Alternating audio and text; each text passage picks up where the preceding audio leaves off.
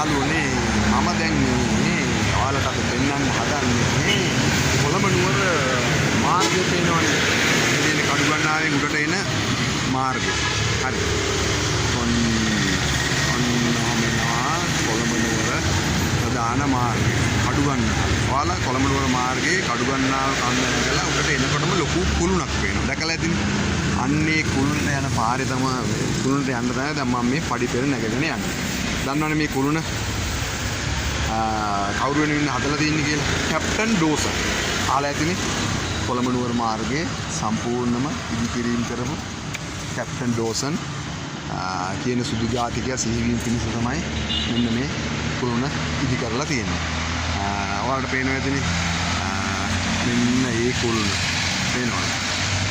විශාල හරි ප්‍රතාපවත්ව තියෙන්නේ. මට මතකයි මේක පොඩි කාලේ මම නැංගා මගේ යාළුවොත් එක්ක ඇවිල්ලා. හරිද? අද නම් ඒක ප්‍රතිසංස්කරණ කටයුතු කරගෙන යන එක මම තියෙන්නේ.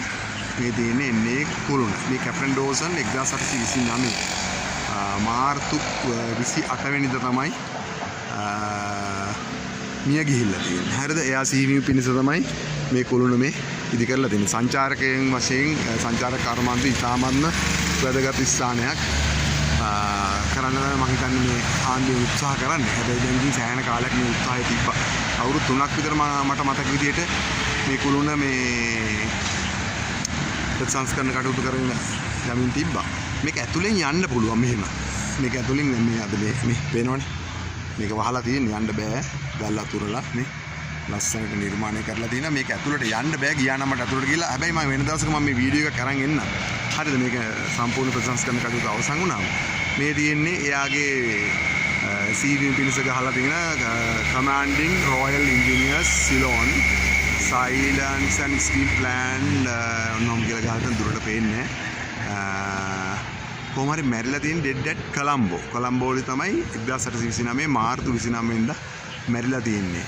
එයා සිහිවීම පිණිස තමයි එතකොට මේ කැප්ටන් ඩෝසන් ස්මාරකේ හදලා තියෙන්නේ. දැන් මේක වැඩ කටයුතු අවසන් වුණාම මම වීඩියෝ එකක් අරන් එනවා. ඒකට ඔයාලටත් කොළඹ ඉඳලා නුවර එන ගමන් ඔයාලටත් මේක ඇවිල්ලා බලන්න පුළුවන්. මට මතකයි පොඩි කාලේ බැලුවට පස්සේ උඩට ගිහිල්ලා ඈත පේනවා. මම හිතන්නේ මාවනල්ලේ හරිය පේනවා. මේ පේන්නේ අඩලිය ගස්. ඔන්න කඩුගන්නාවේ මෙන්න උඩට එන පාර. ඉතින් ඔය ආකාරයට උඩට එන්න පුළුවන්. මේ තියෙන්නේ ඒ ඩෝසන් කුළුණ. ඉතින් මේ මිනිස්සයා තමයි මේ කොළඹ නුවර මාර්ගය ඉදිකිරීමේ සම්පූර්ණම වෙහෙස මහන්සි වෙලා ඒ අවශ්‍ය කටයුතු කරලා තියෙන්නේ. ඉතින් මේ මිනිස්සයා සිහිවීම පිණිස මේක හදලා තියෙන්නේ. ඉතින් කොයිතරම්නම් සේවයක් කර මිනිස්සු අපි දැන් සුද්දුන්ට බනිනවනේ නේ.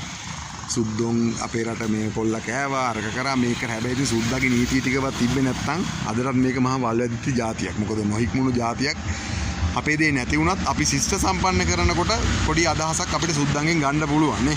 අපි සුද්දන්ට බයිනවා මෙහෙමයි කියලා. හැබැයි ඉතින් දවස් 365න් 64ක්ම උත්සාහ කරනවා අපි සුද්දන්ගේ රටේ පදිංචියට යන්න. හරිද? ඔන්න දැන් කැප්ටන් ඩෝසන් කුළුණ මම පෙන්නවා පොඩි විස්තර ටිකකුත් කිව්වා. දැන් ඔන්න මම බහැලා යන්න යන්නේ. මේක සම්පූර්ණ ප්‍රතිසංස්කරණ කටයුතු කරාම මේක මැදින් ගිහිල්ලා උඩටම ගිහිල්ලා අර ඉස්සර මම ගියා වගේ ගිහිල්ලා මම ඔයාලට